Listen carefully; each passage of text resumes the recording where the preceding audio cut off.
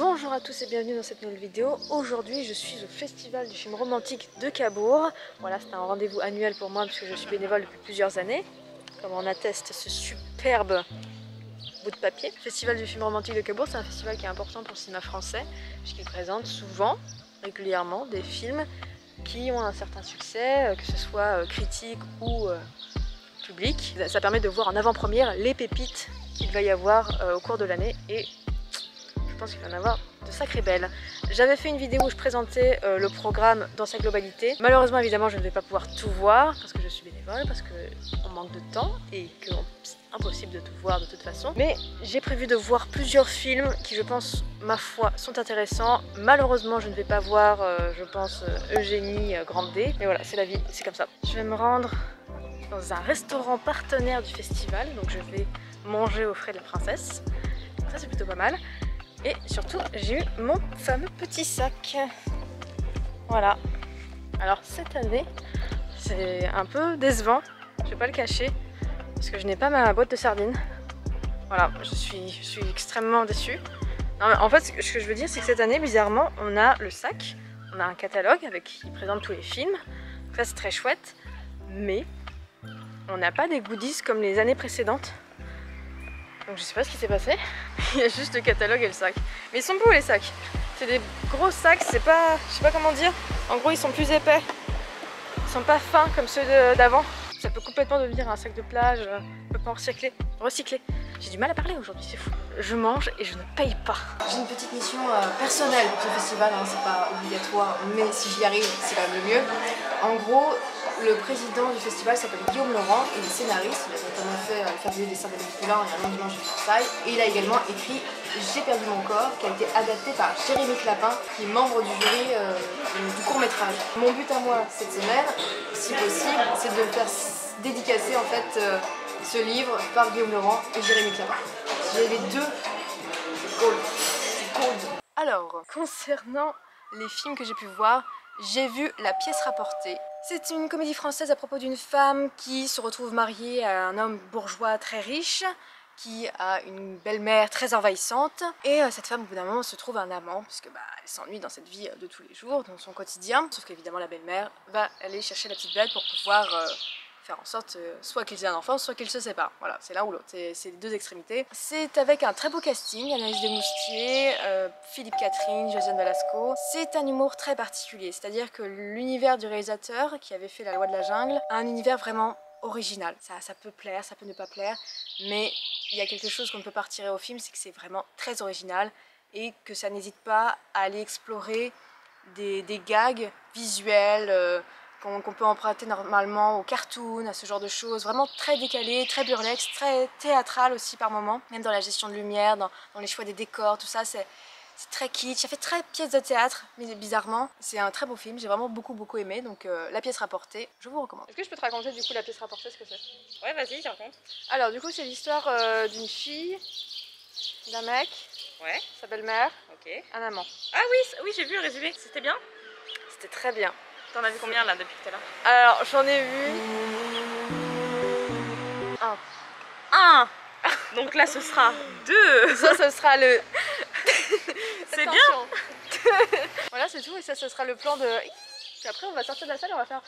Alors, qu'est-ce que t'en as pensé du Oh film? non, fais pas ça. Du coup, un film qui s'appelle Les Fantasmes, Oui. tu t'attends à quoi, toi? Alors moi, je m'attends à quelque chose de fantastique. Le coude. Folie. Est-ce que c'est le premier film que tu vas voir depuis le début de l'année? Oui, Adèle. C'est merveilleux. En plus, on est ensemble. C'est bon, c'est un bon moment. Au festival du film romantique. Grave. Et je pense que c'est le bon moment de t'avouer du coup quelque chose. Bah quoi? Bah j'attendais vraiment une déclaration quoi. Ah. Du coup, qu'est-ce que tu as pensé du film? Ce que j'en ai pensé, Les fantasmes, c'était pas mal. C'était pas mal, c'était inattendu et surtout c'était très différent de ce qu'on a l'habitude de voir, donc j'ai beaucoup aimé. J'ai beaucoup aimé surtout le couple Monica Bellucci Carole Bouquet. J'ai trouvé ça très original. Attends, est-ce que tu as aimé la scène ou est-ce que tu es juste amoureuse des actrices? Non, j'aime Monica Bellucci certes, mais est-ce qu'il y a des gens qui j'ai disent trouvé ça Monica Bellucci bof? Personne ne dit. Bah ça n'existe pas, je crois. Il me Non, semble ça des existe gens pas. qui... Non. Alors c'est des gens très bizarres. Ouais, je pense Ils n'ont aucun qu'ils sont goût. bizarres. Non, non, mais c'est impossible que quelqu'un n'aime pas Monica Bellucci. Et puis j'ai trouvé ça très original. Des fans d'un certain âge, tout ça. Ouais, en plus, ouais. Voilà, j'ai trouvé ça vraiment très novateur. C'est rigolo. C'est tout. Sinon, le reste du casting est très bon. Moi, j'ai rien d'autre à dire. Principalement, le casting m'a plu. Donc vas-y, regarde l'horizon. Adèle. Tu peux me dire ce que t'as pensé du film? Les fantasmes? Ouais. Bah écoutez, j'ai bien aimé. J'ai pas trop l'habitude des films à sketch. Mais ça fonctionne plutôt bien. Il y a beaucoup de choses très drôles qui ont été dites. C'est à la limite sur certains sketchs. Du montrable? Oh non, comment on appelle ça? J'ai pas le mot, mais en gros, voilà, c'est limite. C'est limite à montrable justement pour pouvoir être regardé en famille. Ah oui, forcément. Ça peut être gênant. Après, rien n'est montré. Ça peut être gênant. C'est vrai que rien n'est montré pour un film qui parle essentiellement de cul. Ça reste quand même assez subtil. Hein. Ouais, c'est assez subtil et justement ça décomplexifie beaucoup. Les gens ils en parlent et je trouve que c'est vachement cool de l'aborder de cette manière-là en tout cas. Tout à fait. Et ouais, je m'attendais à rien. Je m'attendais à rien, je suis quand même déçue. Mais je sais pas, je pense que j'aurais aimé que ça fasse plus un film choral, tu vois. Oui, que les histoires se rejoignent un peu. Ouais, moi aussi je m'y attendais un peu à ça. Ça c'est peut-être le réflexe encore de je suis pas très habituée aux films à sketch. On est habitué à Love Actually. Mais même tu vois juste des petites, ils se rencontrent, tu vois. Genre juste ils bossent dans la même boîte. Bah si à un moment t'as des transitions comme ça. Il y a des petites transitions. Enfin c'est léger quoi. Ouais mais c'est vachement fictif, tu vois, genre la caméra qui rentre dans la télé pour passer à la séquence d'après avec Nicolas Bedos. Ouais bah c'est des transitions. En fait ouais c'est des transitions fabriquées. Tu vois ça fait pas, ça te constitue pas non plus un monde. Parce que là on va voir Supernova, un film anglais de... Est-ce qu'il y aura Colin Firth? Sinon je rentre pas moi. Alors dans le film oui. D'accord. Okay. Dans le hall peut-être pas. Ouais merde. J'ai hâte. Oui. Tu les belle bien. Alors, Supernova, c'est un film anglais, si je ne dis pas de bêtises, avec Stanley Tucci et Colin Firth, qui jouent le rôle d'un couple gay. L'un des deux est malade, malheureusement, et ils décident de partir dans un dernier road trip, puisque voilà, c'était un peu leur quotidien de la vie de tous les jours, pour marquer le coup avant que la maladie prenne beaucoup trop le pas, pour pouvoir vivre ce genre de moments ensemble. Je ne suis pas rentrée dans le film, voilà, je fais rarement des critiques négatives, parce que j'ai tendance à toujours trouver des arguments pour un film. Je ne suis pas en train de dire que c'est mauvais ou pas, je suis juste en train de dire que moi je ne suis pas rentrée dedans. Je sais qu'il y a des spectateurs qui ont été vraiment très touchés par l'histoire, très touchés par l'intrigue, par les personnages. Et c'est justement moi ce qui me dérange, c'est qu'on a une très belle histoire, évidemment qu'on peut n'être que touché par l'histoire d'un couple touché par la maladie, évidemment que c'est très émouvant.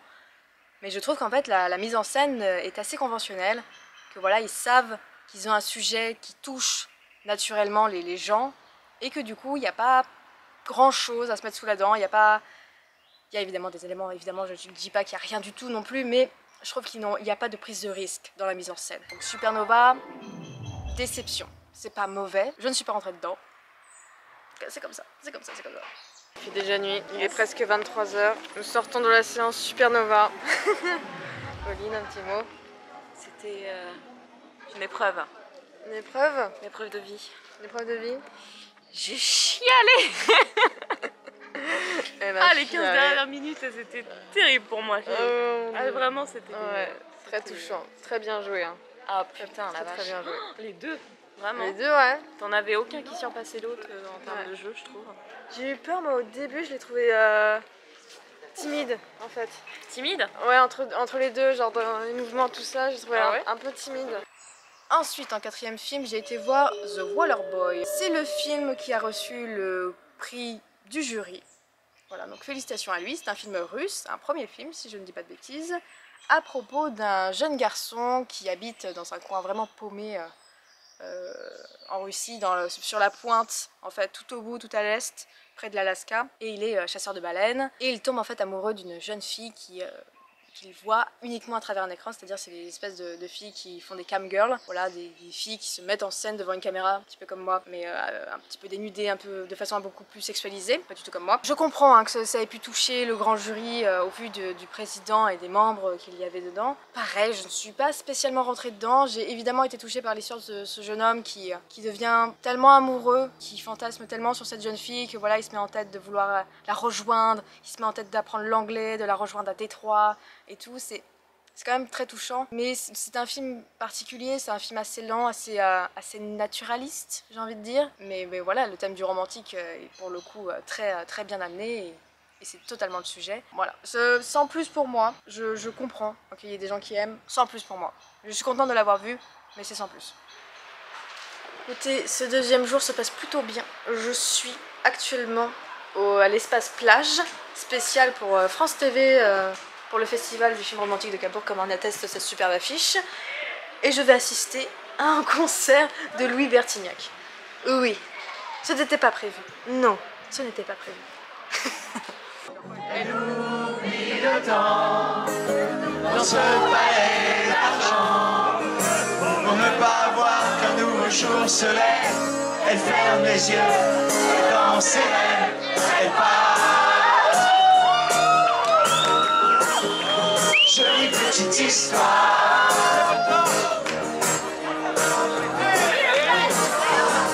De toi. Non, rien d'autre que toi. Rien d'autre que toi.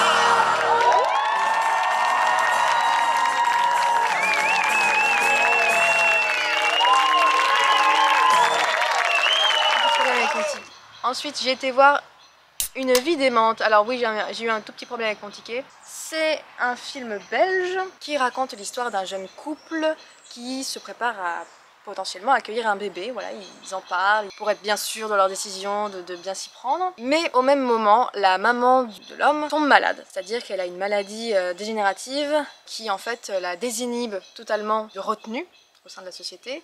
Elle a plus de morale, elle se comporte en fait comme une petite fille de 5 ans. Voilà, elle a plus honte de rien, elle fait des bêtises, il faut la surveiller, il faut la faire manger, faut pas qu'elle sorte, faut pas qu'elle prenne la voiture. Il faut garder un œil sur elle, ce qui n'est pas très facile pour les jeunes, voilà, qui doivent du coup cohabiter avec leur maman, trouver l'équilibre qu'il faut pour pouvoir vivre avec elle, parce que évidemment le projet n'est pas de la mettre en maison de retraite. J'ai été vraiment très touchée par cette histoire, du fait voilà, d'allier accueillir un enfant avec un parent qui redevient un enfant, hein, puisqu'on est amené à s'occuper de nos parents.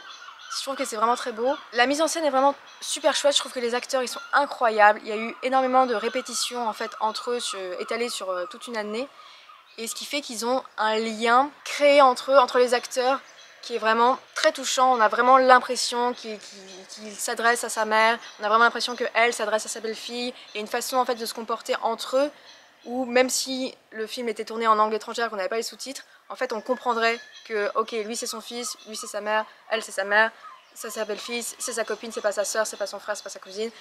Tout ça en fait se comprend très facilement juste avec le jeu d'acteur, que je trouve vraiment très bien dirigé. C'est vraiment super chouette de voir ça, et ils font des performances de fou. La maman qui redevient une enfant, je trouve qu'elle donne quelque chose de très très fort dans ce personnage. Également il y a une part en fait de mise en scène très liée à l'art. Je sais pas si c'est le fait que ce soit belge et avec les surréalistes belges qui donnent ça, mais il y a quelque chose lié à l'art qui est très touchant, qui allie l'art, la maladie et tout. Il y a des fonds de décors qui sont alliés au costume des personnages. C'est du choix, c'est pour marquer justement que la maladie progresse dans leur quotidien. Et c'est très chouette. Et ce que je n'ai pas dit, c'est que c'est tourné sur le ton de l'humour. Voilà, il y a quand même des scènes tristes, très touchantes justement, mais c'est contrebalancé par beaucoup de légèreté, puisque la maman, certes, elle est malade et elle redevient une enfant, mais elle n'est pas dangereuse. Et c'est assez rigolo. C'est pas moqueur, attention, c'est rigolo, c'est léger. Et c'est très sympa en tout cas. Moi c'était mon coup de cœur de ce festival, Une vie d'aimante. Voilà. Ensuite je vais vous parler d'un film que j'attendais très fort, A Good Man, réalisé par Marie Castille Mensonchard. Alors Marie Castille Mensonchard, c'est une réalisatrice que je suis énormément. J'avais écrit un mémoire à propos de la radicalisation dans le cinéma français. Elle a fait un film qui s'appelle Le ciel attendra, un des films que j'ai pu analyser en grande partie. C'est un film du coup à propos d'un homme transgenre qui est en couple avec une femme qui ne peut pas avoir d'enfant malheureusement, et il décide de porter l'enfant. C'est une histoire assez originale dans le cinéma, mais c'est pas de la science-fiction. C'est-à-dire qu'il y a vraiment des hommes transgenres qui portent l'enfant au sein d'un couple homosexuel ou par choix, ce genre de choses. C'est nouveau, mais en tout cas c'est très intéressant de voir ça au cinéma, dans le cinéma français en tout cas.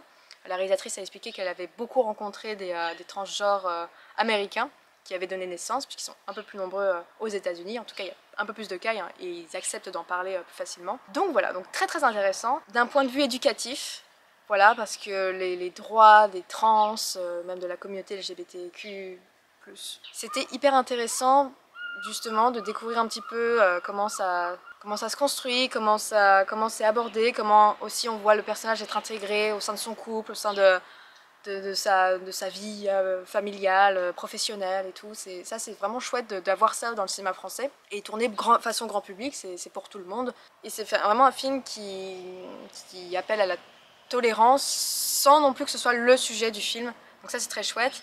Et également dans le film il y a un acteur trans et c'était hyper intéressant d'avoir son point de vue puisqu'il était venu à la projection. À un moment donné on lui a posé une question par rapport à son métier d'acteur trans et il l'avait justement repris en expliquant que bah non, il est acteur, il est trans, c'est pas son métier, il est ce qu'il est. Et justement de comment en tant qu'acteur qui est trans, c'était intéressant pour lui d'aborder des rôles qui ne parlent pas forcément que de lui, que de ce qu'il a pu vivre en tant que trans, etc. etc. Donc ça c'était hyper intéressant d'avoir ce point de vue là, d'avoir aussi son vécu sur le fait qu'en France c'est bête, mais il y a plein de difficultés auxquelles sont confrontés des trans qui sur le papier ne devraient pas être difficiles. Voilà, ils ont un suivi médical, ils doivent prouver qu'ils font bien une transition, il y a un suivi psychologique, il y a quelque chose d'assez lourd médicalement à faire suivre. Et bizarrement, c'est très difficile pour eux d'avoir une nouvelle carte d'identité, d'avoir accès à des soins, d'avoir par exemple une carte vitale, un numéro de sécurité sociale, ce genre de choses. Je ne comprends pas pourquoi c'est plus difficile pour eux alors que justement, ils en ont besoin. Ça ne change pas la vie de la société, donc pourquoi est-ce que c'est aussi difficile qu'ils aient accès à des choses banales finalement. C'était mon petit coup de gueule. En tout cas, je trouve que c'est hyper intéressant et Noémie Merlan interprète d'une façon très forte ce rôle d'homme trans et elle fait un travail absolument fort, notamment sur la voix. C'est vraiment bluffant ce qu'elle a fait. Donc bravo à elle, parce que ça doit pas être facile d'interpréter un rôle aussi difficile dans un autre genre et que ce soit crédible. Voilà, et que ça soit pas insultant pour la communauté, que ce soit pas ni trop ni pas assez. Je pense qu'il y a un équilibre, il y a une question aussi de justesse, de comment rendre hommage à ces personnes en tant qu'actrice. C'est genre. Le débat a été fait évidemment sur est-ce que ça devait être elle, est-ce que ça devait pas être elle. Il y a eu un petit scandale notamment par rapport aux propos de la réalisatrice qui avait dit qu'en France il n'y avait pas beaucoup d'acteurs trans, d'acteurs et d'actrices trans. Ça avait fait un tollé parce que évidemment qu'il y en a quelques-uns, ils ne sont pas beaucoup, mais évidemment qu'ils existent et que c'est difficile pour eux d'avoir accès à des rôles parce que justement leur transidentité prend le pas sur leur identité en tant qu'acteur et c'est pas normal. Voilà. Ensuite, en dernier film, j'ai eu l'occasion de voir le film qui a reçu le prix du public. Alors c'est pas marqué puisque du coup c'est une reprise, mais en gros ça s'appelle The Fisherman's Friends. C'est l'histoire d'un groupe de marins anglais qui chantent. Voilà, ils ont leur petit groupe, ils chantent dans leur bar, tout ça, ils sont une petite dizaine et ils chantent énormément des chants traditionnels. Et un jour, il y a un producteur de musique qui tombe sur eux et qui se dit mais attendez, il y a moyen de faire de l'argent, il y a moyen de les faire connaître et puis c'est quand même des chants que tout le monde connaît, c'est important de le mettre ça sur un album. Et du coup, il va se battre pour pouvoir amener ces personnes-là à faire des concerts, à avoir leurs chansons enregistrées et tout. Donc tout un parcours musical. Voilà, c'est assez difficile. C'est hyper intéressant, c'est un film sur l'importance du groupe, sur comment on se serre les coudes dans une communauté face à l'urbanisation, face à la disparition des traditions, face à tout ça. Mais voilà, en tout cas c'était un très beau film. J'ai passé un bon moment, les chants sont vraiment super, donc je vous invite à au moins aller les écouter sur YouTube, ils doivent être disponibles. Puis à voir si ça vous plaît ou pas. Je crois que ce film sort en juillet. Mais normalement j'ai mis toutes les infos sur les films. Donc le festival du film romantique, ça y est, c'est terminé. C'était une très belle édition, j'ai passé vraiment un très bon moment. Même en tant que bénévole, on a pu faire des choses vraiment très chouettes. On a pu assister évidemment aux soirées, au tapis rouge. En plus il a fait super beau, on a eu beaucoup de chance là-dessus. Si vous y avez été, n'hésitez pas à me dire ce que vous avez pensé aussi des films. Ça peut toujours être intéressant. Je sais que Cigare au miel avait fait son petit succès. On a eu beaucoup de films qui étaient complets malgré la jauge. Donc ça aussi on est plutôt content. J'ai un peu la peur de savoir à quel point ça allait être rempli par rempli. Et voilà, je pense que globalement, l'édition a été plutôt perçue comme un succès de la part des organisateurs, de la part des festivaliers. Merci d'avoir suivi cette vidéo, j'espère que ça vous a plu. N'hésitez pas à me dire si ce format vous plaît. Et puis je vous dis à l'année prochaine pour une prochaine vidéo à propos du Festival de Cabourg, je l'espère. Salut!